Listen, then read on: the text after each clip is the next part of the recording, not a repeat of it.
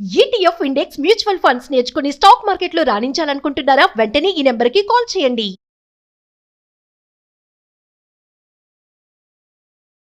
నమస్తే కళ్యాణ్. నమస్తే జయ గారు. వినోద్ అనే ఒక పర్సన్ మనకి మెయిల్ చేశారండి. పెళ్ళైపోయింది, సుఖంగా వెళ్ళిపోతుంది జీవితం. మళ్ళీ బయట అమ్మాయి కూడా కాదటండి, ఇంట్లో అమ్మాయి, చుట్టాలు. ఏం జరిగిందో అర్థం కావట్లా. నాకు చాలా ఇష్టం అండి నా భార్య అంటే, కానీ నా వల్ల కావట్లేదు. నేను యాక్సెప్ట్ చేయలేకపోతున్నాను, వదిలేయలేకపోతున్నాను. సంథింగ్ ఈజ్ రాంగ్ అని చెప్పి, సరే ఒకసారి మీతో మాట్లాడిస్తానని చెప్పాను. తప్పకుండా మేడం, ఒకసారి కాల్ చేద్దామండి.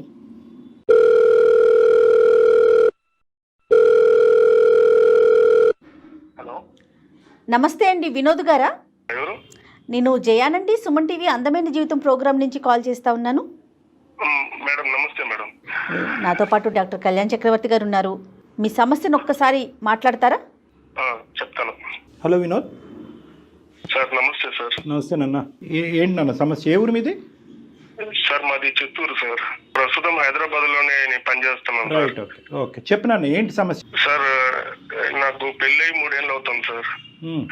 ఆ అమ్మాయి పేరు లాస్య సార్. తను పుట్టినప్పటి నుంచే నాకే పెళ్లి చేయాలనుకున్నాడు సార్, నాకు ఇచ్చే పెద్దవాళ్ళు. నాకు అంత చదువు అంత అప్పలేదు సార్. మీరేం చేస్తూ ఉంటారు? మీరేం చదువుకున్నారు? IT చేసేవాను sir. ఐటీఐ చదువుకున్నారు. ఆవిడ బీటెక్ చేసింది. సో తనకి నేనంటే ఇష్టము. సో మీరిద్దరైతే ఒకరికొకరు కావాలి అని అనుకున్నారు. పెద్దవాళ్ళకి మాత్రం మీ ఇద్దరు కావాలనుకోవటం ఇష్టం లేదా? ముందు ఒప్పుకున్నారు సార్. తర్వాత నాకు అంత పెద్ద ఉద్యోగం లేదని ఒప్పుకోలేదు సార్. వాళ్ళు ఒప్పుకోలేదు.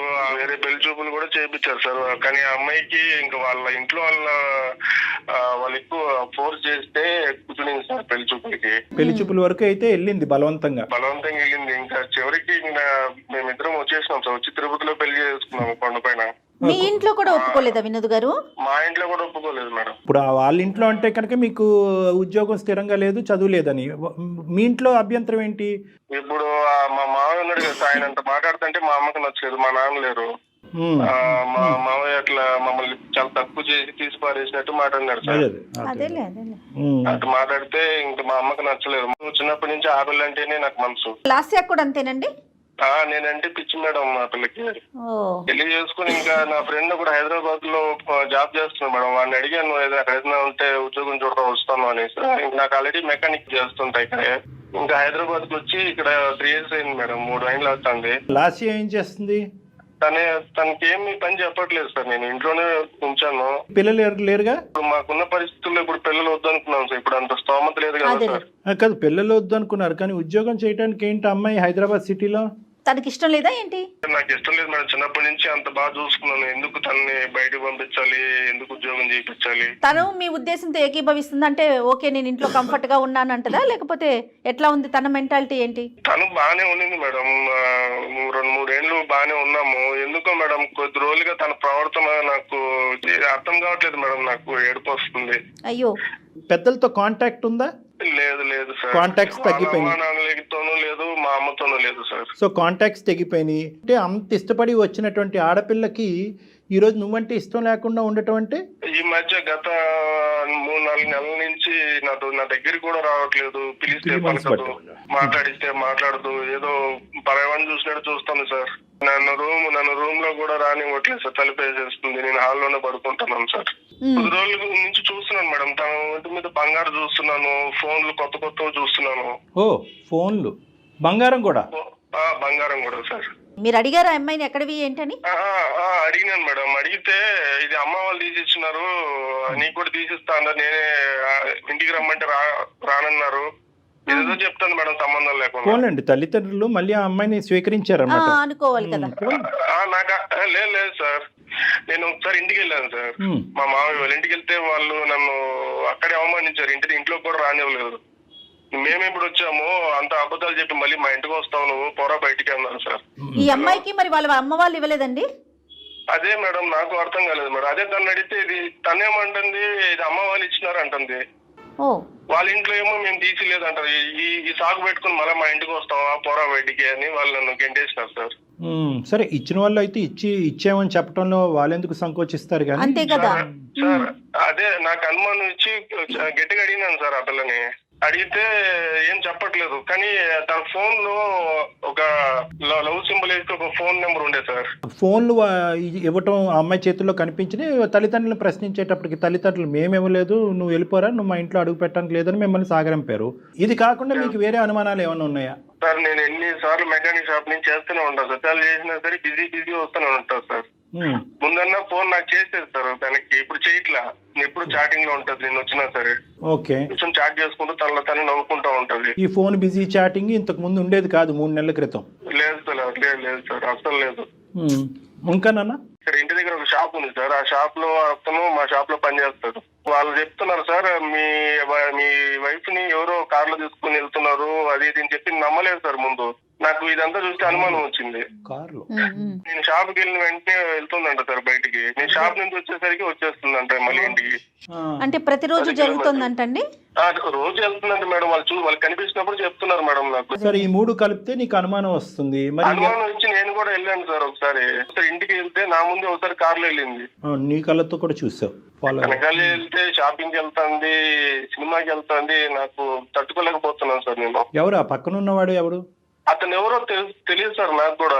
చివరికి అడిగేసినా సార్ మనసు చంపుకొని ఏదైతే అయింది అని చెప్పుకొని అడిగితే నీకు తెలియదు నువ్వు అనుమానిస్తున్నావు అని చెప్పి తిరిగి నన్నే అంటాను సార్. నీదే అనుమానం అంటుందా? నేను నా కల్లారా నేను చూసాను అంటుంటే కూడా నమ్మట్లేదు సార్. లేదు నువ్వు ఎవరినో చూసినావు, నేను ఒక్కటే వెళ్ళాను, ఎవరితో వెళ్ళలేదు అని ఇలా నాతో వాగ్వాదాలు పెడతాను సార్. ఆ స్మార్ట్ ఫోన్లు ఏవో ఉన్నాయి కదా, ఒక 2-3 ఫోటోలు వీడియోలు తీయలేకపోయావు? కార్ నెంబరు మాల్లో అక్కడ తిరుగుతున్నప్పుడు సార్ వాళ్ళని చూడగానే అసలు నాకు కాళ్ళు చేతులు ఆడట్లేదు సార్. ఆ టైంలో నేను పెట్టుకుంటాను సార్. కానీ మీరు చెప్తున్నదంతా నిజమని మేము ఎలా నమ్మాలి అని అంటున్నాం వినోద్. తనే చెప్తాను సార్. తర్వాత నేను అడిగి కొద్ది అవును నా ఫ్రెండ్ అని చెప్పింది సార్. తనే ఒప్పుకుంది. ఫ్రెండ్ అందా? ఒప్పుకుంది. నేను చాలా రోజులుగా అడిగితే అవును అని చెప్పి నాకే చెప్పేసరికి నేను ఏం చేయాలో అర్థం కావట్లేదు సార్. ఇట్లా మా అమ్మ వాళ్ళ దగ్గరికి చెప్పలేను, ఇట్లా వాళ్ళ అమ్మ నాన్నని అడగలేను. ఫ్రెండ్ అయితే దానికంటూ ఒక లిమిటేషన్ లేదా ఒక గీత ఉంటుంది కదా. కానీ నువ్వు లేనప్పుడు ప్రత్యేకించి ఎందుకు వెళ్ళాలి? నీకు తెలియకుండా సీక్రెటివ్ ఈ కథను ఎందుకు నడిపించాలి?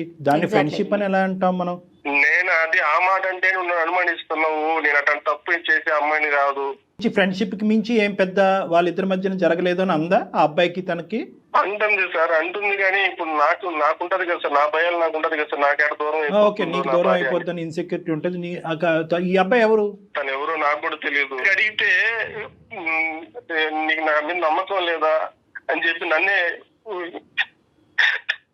అయ్యో బాధపడకండి వినోద్. లేదులే వినోద్, అడుగుదాం. మన ప్రయత్నం మనం చేద్దాం, మాట్లాడదాం. కళ్యాణ్ గారు అమ్మాయితో మాట్లాడితే తన ఉద్దేశం ఏంటి, తినే తప్పుగా అర్థం చేసుకుంటున్నాడా లేదా ఏం జరుగుతోంది అనేది మనం తెలుసుకోవచ్చు. మీరు అన్నట్లుగా వినోద్ మీరైతే దేనికైనా సిద్ధంగా ఉండండి. నువ్వే కలుపు ఫోన్. చూద్దాం సార్, మీరు అమ్మాయితో మాట్లాడితే మీకు ఒక ఐడియా ఫామ్ అవుతుంది కదా. హలో తిన్నావా?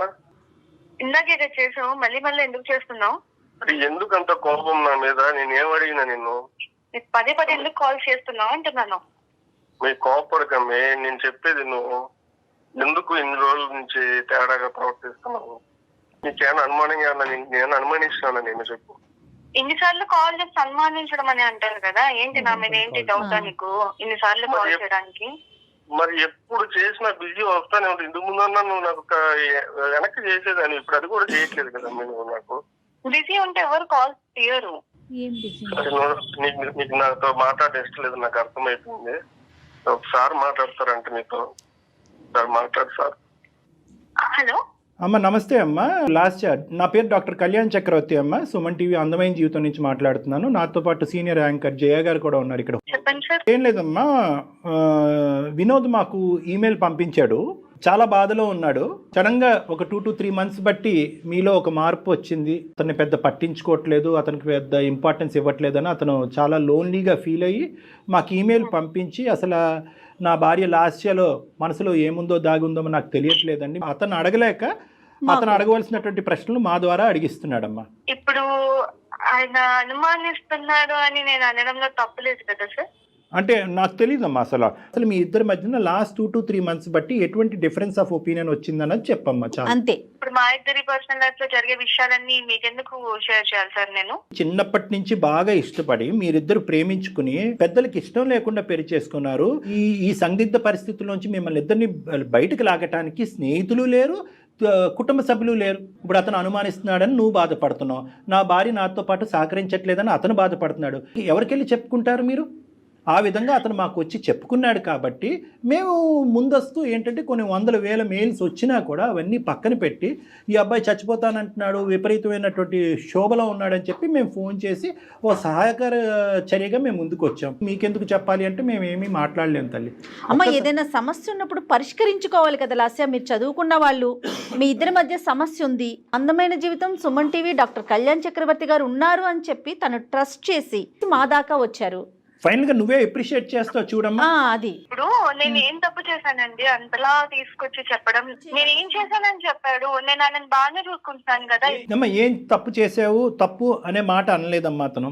ఓకే, కొన్ని మంత్స్ నుంచి బాగుండట్లేదు అంటున్నారు కదా. ఫోను, మెసేజింగ్, చాటింగ్ ఇలాంటి వాటిలో బాగా బిజీగా ఉన్నావంట. ఎప్పుడు ఫోన్ చేసినా ఫోన్ ఎంగేజ్ వస్తుందంట. ఓకే, అతనికి ఇవ్వాల్సినటువంటి టైం ఫోన్కి ఇస్తున్నావంట, అదే ఫోన్లో అవతల ఉన్నటువంటి వ్యక్తికి. ఫ్రెండ్స్ ఉంటారు కదా, బిజీ ఉంటాను నేను. Okay, we have understood each other. నువ్వు కోఆపరేట్ చేయడానికి రెడీ అయ్యావు. కైండ్లీ టెల్ అమ్మా, పెళ్ళి అయినప్పటి నుంచి ఏం జరిగింది మీ ఇద్దరి మధ్యన? ఈ లాస్ట్ 3 years ఎలా ఉంది? ఈ మధ్యకాలంలో ఏమైంది? సార్ నేను వాడెవడు మన ఇద్దరి మధ్య? వాడెవడు చెప్పు, నేను అదే అడుగుతున్నా. నా ఫ్రెండ్ అంటున్నాను కదా, నేను ఏ ఫ్రెండ్షిప్ చేస్తే నీకెందుకు వచ్చింది బాధ? అరే నేను ఎవరు, నీ మొగుడిని కాదా? నేను అడగకూడదు, నాకు హక్కు లేదు. నాకు అది కదమ్మా, ఫ్రెండ్ అయితే కనుక మీ హస్బెండ్కి కూడా ఫ్రెండ్ చెయ్యమ్మా. ఎవరికి తెలియనటువంటి గోప్యంగా ఉంచే ఫ్రెండ్ ఎందుకు అనుమానాలు దారి తీస్తుంది కదా. సార్ అతనికి నాకు ఎంగేజ్మెంట్ చేద్దాం అనుకున్నా. అదే ఇందాక వినోద్ చెప్పిన పెళ్లి చూపులు అతనితోనేనమ్మా? అవునండి, మా పేరెంట్స్ చేయాలనుకున్నారు. అప్పుడు నేను మా మామ మీద నాకు చాలా లవ్ అండ్ కేర్, అఫెక్షన్ చాలా ఉండే అప్పుడు. కాబట్టి నేను అప్పుడు అతను ఓకే చేయలేదు. నేను చెప్పాను నాకు ఆల్రెడీ ఉన్నారు, ఇంకా ఆయన చేసుకుంటాను, so that's why I cannot marry you అని చెప్పినప్పుడు we exchange our numbers. You wanted to continue as friends అమ్మా? As a good friends. ఎందుకంటే తనకి నా మెచ్యూరిటీ కానివ్వండి, తనకి నా బిహేవియర్ కానివ్వండి నచ్చింది. అందుకని హి సెడ్ మనం ఫ్రెండ్స్, గుడ్ ఫ్రెండ్స్ గా ఉంటే బాగుంటుంది అన్నారు. So I don't want to hurt him. అందుకని నేను ఒక గుడ్ ఫ్రెండ్ గా ఉంటున్నాను తనతో. 3 years పాటు మీ మ్యారేజ్ అయిన తర్వాత కూడా కంటిన్యూ అయిందా? అవునండి. పెళ్లి చూపుల్లో పరిచయం అయినటువంటి ఆ ఫ్రెండ్ ని మీ భర్తకి తెలియకుండా ఉంచవలసినటువంటి అవసరం ఏముంది? ఎందుకు మీ భర్తకి ఇంట్రడ్యూస్ చేయలేదు? మీ ఇంటి వరకు ఎందుకు రాలేదు? అది నా పర్సనల్ లైఫ్ కదండి. పెళ్ళయ్యాక పర్సనల్ ఏంటి తల్లి? పెద్దల్ని కాదనుకుని ముందుకు వచ్చినటువంటి మీ ఇద్దరు పర్సనల్ ఏంటమ్మా? నేనప్పుడు తను ఇష్టపడ్డప్పుడు అవును ఇష్టపడ్డాను, I like him, that's why I got married with. కానీ నా లైఫ్ ఎలా ఉండాలి, ఎలా డిజైన్ చేసుకోవాలి అప్పుడు నాకు తెలీదు. అప్పుడు నాకు తను నచ్చారు కాబట్టి అలా అనుకున్నాను. కానీ వాట్ ఈస్ లైఫ్ అనేది నాకు తనతో ఫ్రెండ్షిప్ వల్ల అర్థమైంది. అందుకని నాకు ఫ్రెండ్షిప్ ఇంపార్టెంట్ అయిపోయింది. మీ ఫ్రెండ్ కి మ్యారేజ్ అయిందా, పెళ్లి అయిందా? అయింది. అదేంటమ్మా, ఆవిడకి తెలుసా? తెలీదండి మాకు. ఇప్పుడు మేము బయటకి ఎంతో మంది ఎన్నో పర్సనల్ ఫ్రెండ్షిప్స్ పెట్టుకుంటారు, అన్ని చెప్పి పెట్టుకుంటారా పబ్లిక్ లో? పబ్లిక్ కాదమ్మా, మాకు చెప్పమంటలేదమ్మా, మొగుడు పిల్లలకి చెప్పుకోమంటున్నావమ్మా. అది మేము చెప్పుకోవాలనిపిస్తే చెప్పుకుంటాము.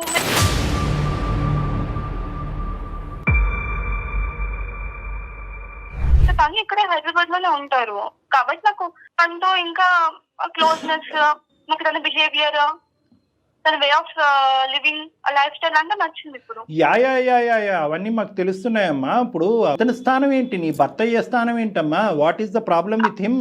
I don't have any problem with him. నేను తనతో ఉంటున్నాను కదండి. కేవలం మీది ఫ్రెండ్షిప్ ఏనా? దానికి మించింది ఏమన్నా ఉందా? మీకు ఎందుకు చెప్పాలండి అంటున్నాను. అమ్మా ఎందుకు చెప్పాలి అని అన్నా అదే మీనింగ్ వస్తుంది, చెప్పకూడదు అన్నా కూడా అదే మీనింగ్ వస్తుంది. సో నువ్వు చెప్పకుండానే ఏది చెప్పాలో చెప్పేశావు. ఇప్పుడు చెప్తే అని తెలుసుకుని ఏం చేస్తారు? ఎందుకు చెప్పు? ఇక్కడ నేను మొగుడు నీకోసం అన్ని వదులుకొని వచ్చినాను కదా. ఉన్నావు, ఏం చేసి పెట్టావు నాకు చెప్పు. ఏం చేసి పెట్టావు నాకు? ఏం కావాలమ్మా నీకు? ఏం కావాలి చెప్పు. నాకు కావాల్సిన లగ్జరీ లైఫ్ నాకు లేదు.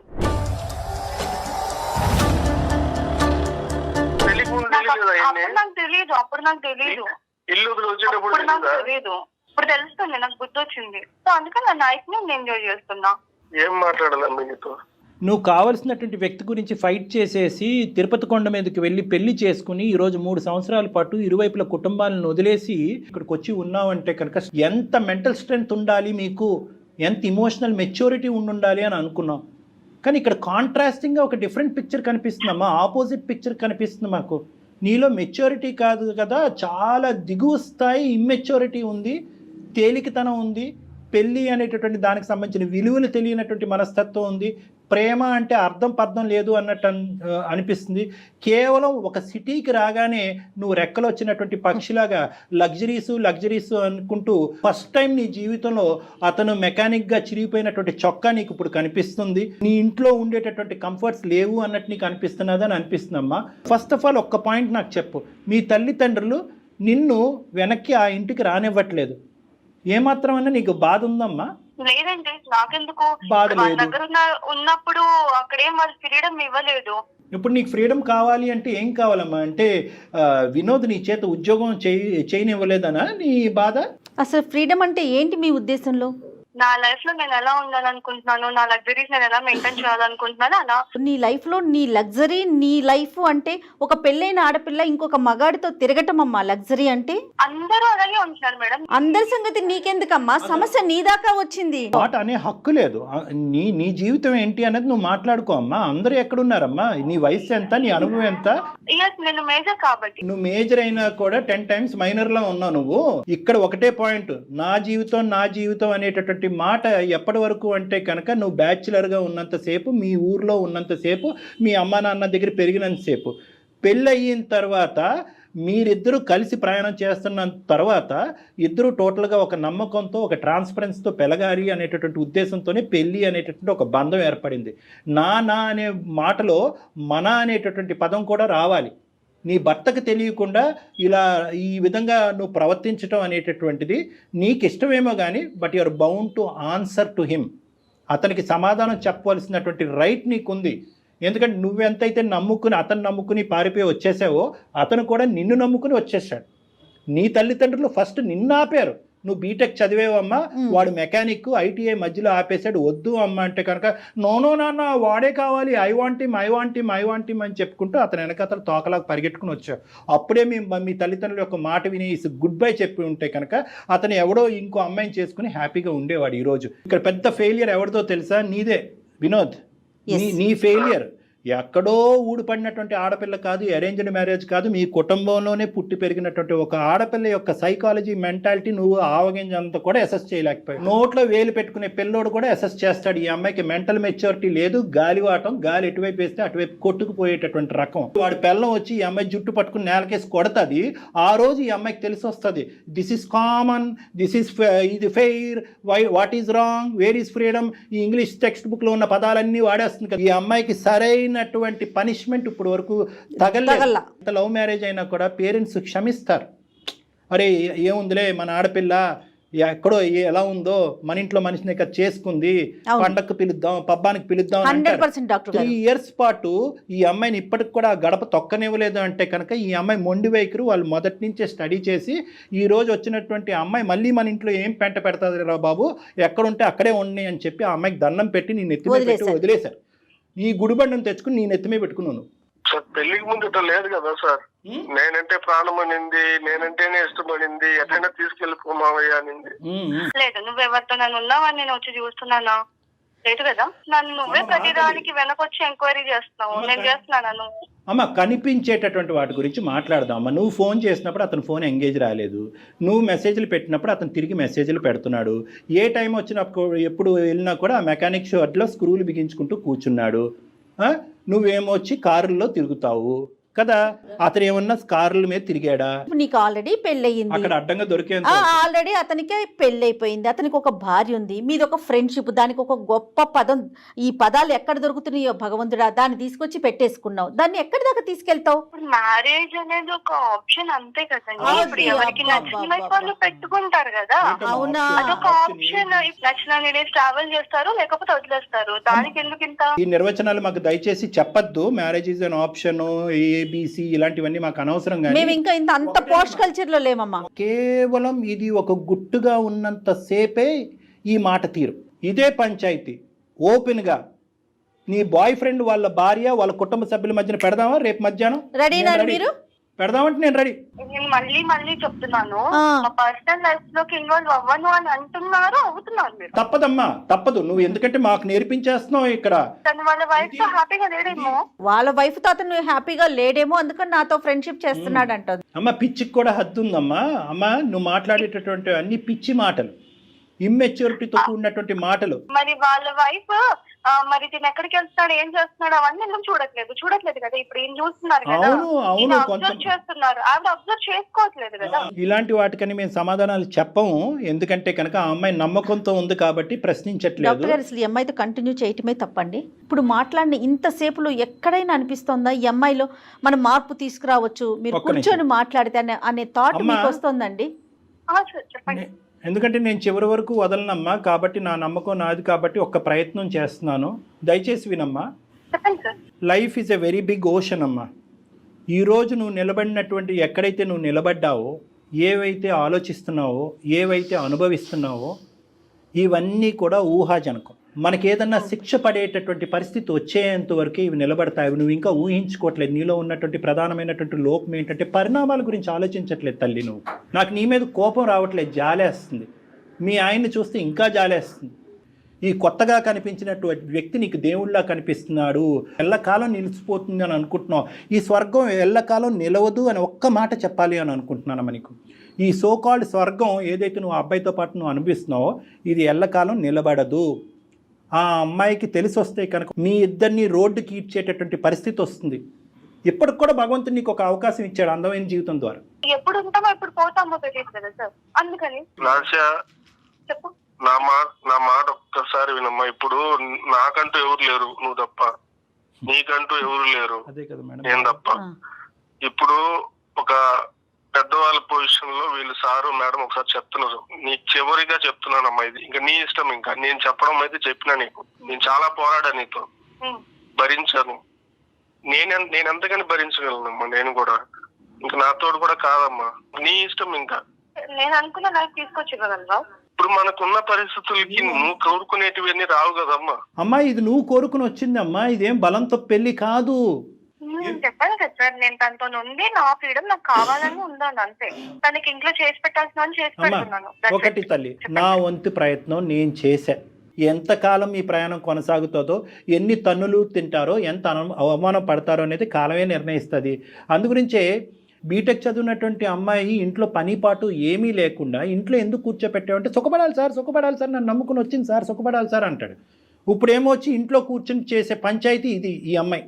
నువ్వు జీర్ణించుకోలేనట్టు స్వేచ్ఛ ఇచ్చావు, దాన్ని నువ్వు అడ్వాంటేజ్ తీసేసుకున్నావు. ఈరోజు నీకు చెప్పేటటువంటి అవకాశం లేదు అని నేను అనుకుంటున్నాను. అయినా కానీ తల్లిదండ్రులు లాంటి వాళ్ళం ప్లీజ్ ఆలోచించమ్మా. ఇదన్నా అనుకో, అక్కడ మనస్సాక్షి అనేది ఒకటి ఉంటుంది వినోద్కి. అది అంటది, ఒరే ఏంద్ర బాబు పైపైన కడిగిచ్చేస్తున్నారు ఈ ఇస్త్రీ, ఎంగిలి విస్తరిని, మళ్ళీ అందులోనే నిన్ను భోంచేయమంటారు, వద్దురా బాబా నీ. అతని మనస్సాక్షి అతన్ని అంటది. కాబట్టి నీలాంటి వ్యక్తితో అనుక్షణం ఇలా కాపాడుకుంటూ ఫోన్లు చేస్తూ ఈ మెకానిక్ షెడ్లో ఉన్నంతసేపు ఇక్కడ ఇంట్లో ఏం చేస్తున్నావు అని అనుకుని అతను బ్రతకటం వ్యర్థం. వినోద్ ఏం చేద్దాం చెప్పండి. వినోద్ మీ ఒపీనియన్ చెప్పండి. మేడం నేను చెప్పాల్సినంత చెప్పాను మేడం తనకి. ఆ అమ్మ ఒప్పుకుంటే నేను ఇప్పుడు కూడా సిద్ధమే మేడం. కానీ తను ముందులానే ఉంటానంటే నేను కూడా ఎలా ఉండగలుగుతాను madam? Last and final question Lasya, అన్నీ వదులుకుని పద్ధతిగా జీవించేటటువంటి ఆలోచన నీకుందా? ఈ పిచ్చి పిచ్చి పనులన్నీ ఆపేసి అప్పుడే వినోద్ నీతో ప్రయాణం చేస్తాడు, లేదంటే గుడ్ బై అంటానికి రెడీగా ఉన్నాడు. ఏమంటావు?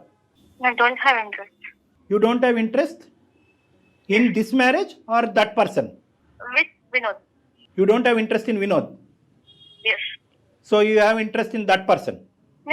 మీ ఇద్దరి మధ్యన ఒక పనికిరాని ఒక అక్రమ సంబంధం డెవలప్ అయ్యింది. పెళ్లి చూపులు కాస్త ఒక అక్రమ సంబంధం కింద బ్యాక్గ్రౌండ్లో కంటిన్యూ అయింది. ఇది మాట్లాడకుండా ఏవేవో మాట్లాడుతున్నావు ఏంటి నువ్వు?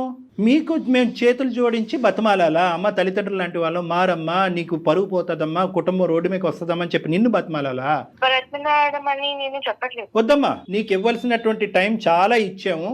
వినోద్, ఇటువంటి అమ్మాయిని నువ్వు ఆలోచించకుండా, తెలివితేటలు లేకుండా, అసెస్ చేయకుండా పరిగెట్టుకుంటూ వెళ్ళి పెళ్లి చేసేసుకున్నావు. ఇప్పటికైనా మీ ఇద్దరి మధ్యన పిల్ల జల్లా ఎవరు లేరు కాబట్టి, ఎటువంటి బాధ్యత బరువు లేదు కాబట్టి ఇప్పటికైనా సంతోషంగా సుఖంగా గుడ్ బై చెప్పేసి ఆ అమ్మాయికి నీ జీవితం ఏంటి అన్నది నువ్వు బతుకు. ఆ అమ్మాయి కంటే ఇలా వదలటం, ఎక్కడికక్కడ కట్ చేయటం అలవాటే. అక్కడ తల్లిదండ్రులు కట్ చేసింది, ఇప్పుడు నిన్ను కట్ చేసింది, రేపు ఆడి దగ్గరికి వెళ్తుంది, ఆడిని కట్ చేస్తుంది. డెఫినెట్ గా ఈ అమ్మాయి జంపింగ్ జాకులు అంటారు వీళ్ళని. లాస్య చాలా సంతోషం అమ్మా, ఇంతవరకు మాతో మాట్లాడినందుకు, నీలాంటి ఒక గొప్ప వ్యక్తితో మాట్లాడినందుకు. మధ్యలోనే నేను చెప్పాను డాక్టర్ గారికి ఇది వర్కౌట్ అయ్యే విషయమే కాదని, పాపం ఆయనే లేదు లేదు అని మాట్లాడుతూ ఇక్కడ దాకా వచ్చారు. చాలా సంతోషం తల్లి. నమస్తే. పెట్టేసే తల్లి ఫోన్. ఎప్పుడో చెప్పాను కదా independent women and free bird అని. Bye ma'am. Oh my god. మనం మీకు నేను మధ్యలోనే అన్నాను కదా డాక్టర్ గారు, కానీ మీరేమన్నారు, లేదు జయ గారు ఒకసారి మాట్లాడదాం, ఇంకొంచెం మాట్లాడదాం అన్నారు కదా. ఆ అబ్బాయి గురించి మేడం, ఆ అబ్బాయి గురించి మీరు ఆలోచించారు. తను చాలా డిస్టర్బ్డ్ క్యారెక్టర్ అండి.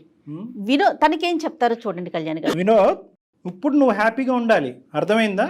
సార్ స్టార్టింగ్లోనే చెప్పాను, చేదైనటువంటి నిజాలు నీకు వినిపిస్తాయి, ఇది కేవలం ఫ్రెండ్షిప్ కాదు దానికి మించింది అంటే కనుక ఆ అమ్మాయి అసలు మొండిగా హ్యాపీగా ఒప్పుకుంది. ఇప్పుడు ఏమొచ్చి వెళ్ళిపోతానికి రెడీయా అంటే కనుక హ్యాపీగా వెళ్ళిపోతాను నేను, ఫ్రీ బర్డ్ అంది. ఇన్ని రోజులు ఇంత దాచిపెట్టిందా సార్? అది ఎగిరి ఎగిరి ఇంకో పంజరంలో చిక్కుంటుంది, అది గుర్తుపెట్టుకో. ఇంకొకటి కూడా నేను చెప్తున్నా, నువ్వు హ్యాపీగా ఉండటం అనేది ఎంత ఇంపార్టెంటో మొండిగా ఉండటం కూడా అనేది అంత ఇంపార్టెంట్. ఆ అమ్మాయి అక్కడ ఇక్కడ ఆ పెంట ఈ పెంటలోకి వెళ్ళి అన్ని ముళ్ళు గుచ్చిపించుకుని మళ్ళీ తలుపు కొడతాయి, తీరానైనా నేను లోపలికి వస్తాను. అక్కడ కూడా ఈ అమ్మాయికి అవకాశం ఇవ్వకుండా ఉండేటటువంటి మొండి ధైర్యం నువ్వు పెంపొందించుకోవాలి. హైదరాబాద్లో ఒంటరిగా ఉండద్దు. ఏం చేసుకున్నా కూడా నీ కుటుంబంతో పాటు నువ్వు హ్యాపీగా ఉండొచ్చు. ఆ ఇరువైపుల కుటుంబాలకి మొత్తం కథంతా చెప్పు. మళ్ళీ ఏ మొక్కం పెట్టుకుని వెళ్తాం సార్ ఇంటికి? ఏం తప్పు చేసావని నాన్న? నువ్వేం నువ్వేం చేయలేదు. తప్పు చేసావు? నచ్చినటువంటి అమ్మాయితో ప్రయాణం మొదలు పెట్టాలని ముందుకు వచ్చావు, ఆ అమ్మాయి మధ్యలోనే గుడ్ బై చెప్పింది. నీకు ఈ టైంలో ప్రధానంగా కావాల్సింది ఒక సపోర్ట్ కావాలి, ఒక ఇమోషనల్ సపోర్ట్ కావాలి, నా అనేటటువంటి ప్రేమించేటటువంటి వాళ్ళు కావాలి. కావాలంటే మీ తల్లిదండ్రులతో కానీ మీ ఫ్యామిలీ మెంబర్స్తో కానీ డాక్టర్ గారు మాట్లాడతారు. మీకు అలాంటి ఇబ్బంది ఏదైనా ఉందంటే ఒక్కసారి కౌన్సిలింగ్ కూర్చుందాం. అలా కూర్చుందాం. ప్లస్ మీరు లీగల్ అడ్వైస్ కూడా తీసుకోవాలి, ఎస్, ఒక లాయర్ని కలవాలి, ఒక అడ్వకేట్ని కలిసి నెక్స్ట్ స్టెప్ ఏమేయాలి అనేది ఆలోచించాలి. కానీ at the end of the day ఈ రోజు నీకు చేదుగా బాధగా అనిపించేటటువంటి ఈ నిజం భవిష్యత్తులో నీకు చాలా సంతోషాన్ని ఇస్తుంది. ఏమాత్రం కంగారు పడమాకండి, దిగులు పడకండి, ధైర్యంగా ఉండండి. ఒక్కసారిగా కొద్దిగా కష్టంగా ఉంది సార్, కానీ నేను స్ట్రాంగ్ అవుతాం. ఓకే నాన్న. మోరల్ సపోర్ట్ కి డెఫినెట్ గా మేము ఉంటాం ఎప్పుడు కూడా. Okay, thanks madam. రైట్ నాన్న, రైట్.